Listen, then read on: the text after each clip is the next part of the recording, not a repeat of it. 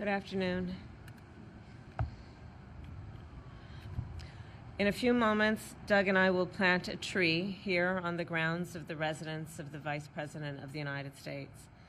And we dedicate this tree to the 1,200 innocent souls in an act of pure evil on October 7, 2023, who were massacred by Hamas terrorists.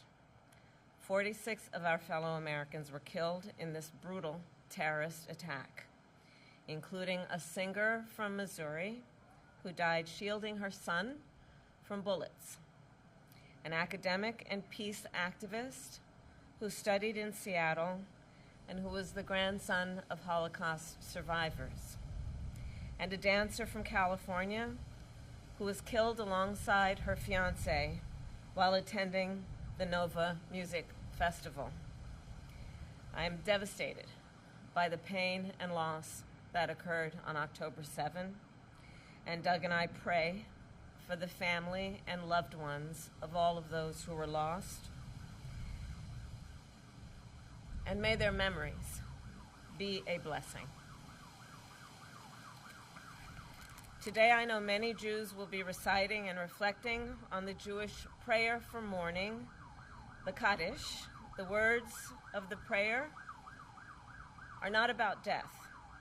It is a prayer about our enduring belief in God, even in our darkest moments. So as we reflect on the horrors of October 7, let us please be reminded that we cannot lose faith.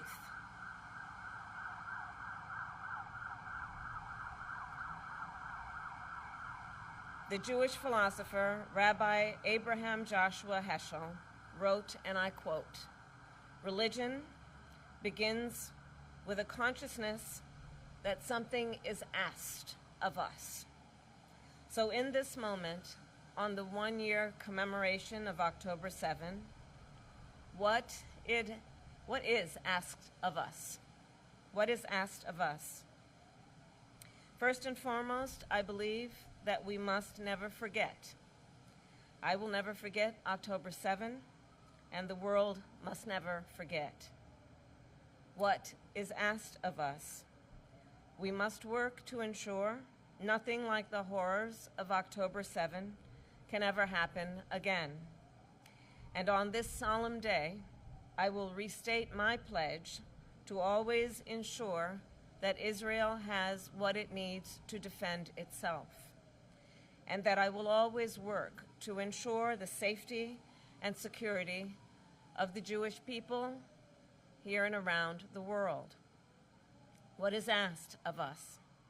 We must reunite the hostages held in Gaza with their families, and I will never stop fighting for the release of all the hostages, including the American citizens, living and deceased: Omer, Idan, Sagi, Keith, Judy, God, and Ite. What is asked of us?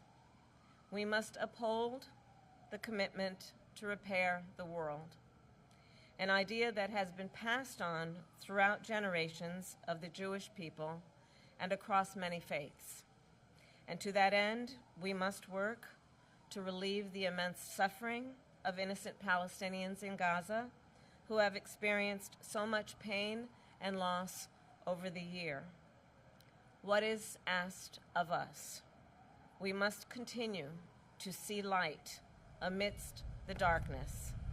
As the late Rabbi Jonathan Sacks said, "A people that can walk through the valley of the shadow of death and still rejoice is a people that cannot be defeated by any force or fear." That is why today we plant a pomegranate tree, which in Judaism is a symbol of hope and righteousness.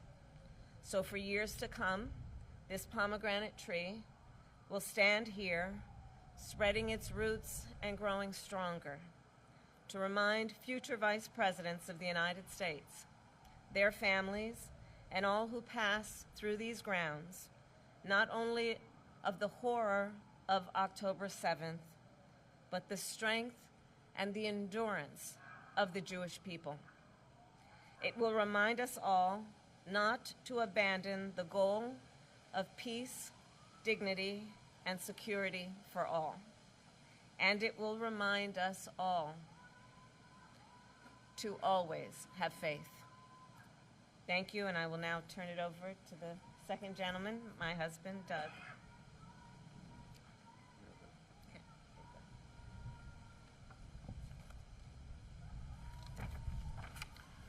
Thank you. As we gather here today on what was the deadliest day for Jewish people since the Holocaust, I am still filled with pain and despair. This is an incredibly challenging day for Jews around the world, myself included. October 7th hit us hard as a community.